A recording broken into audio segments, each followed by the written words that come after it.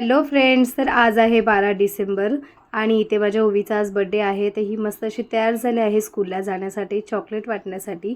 तर इथे मस्त अशी शूज, जीन्स, टी शर्ट आणि मस्त अशी हेअरस्टाईल सिम्पलशी केली आहे तिच्या स्कूलसाठी. तर बर्थडे गर्ल रेडी झाली आहे, तर ती आता जाते आहे स्कूलला. तर इथे ओवीला मी स्कूलला सोडून आले आणि आता इथे मी केक करून घेते. तर इथे 2 लेयरचा केक केला आहे. इनसाईड आहे चॉकलेट फ्लेवर. तिची डिमांड होती अशी 2 लेयर पाहिजे. त्याच्यानंतर पिंक आणि व्हाईट कॉम्बिनेशनमध्ये आहे, कारण की तिचा बर्थडे ड्रेससुद्धा त्याच कॉम्बिनेशनमध्ये आहे. तर इथे मस्त असा केक रेडी झाला आहे. तर तुम्हाला समजेलच की केक आणि तिचं बर्थडे तिचा लूक तो पुन्हा सेम झाला आहे. ते इथे मी पुढे तुमच्यासोबत आता शेअर करते. तर इथे मस्त अशी बर्थडे गर्ल इव्हनिंगचा लूक आहे तिचा, हा पुन्हा रेडी झाली आहे आणि तिचा फोटोशूट चालू होता. तर कसं आणि हे नंतर हे माझ्या माळ्यावरचे सगळे बच्चा पार्टी आहेत, खास तिच्या बर्थडेसाठी आलेत.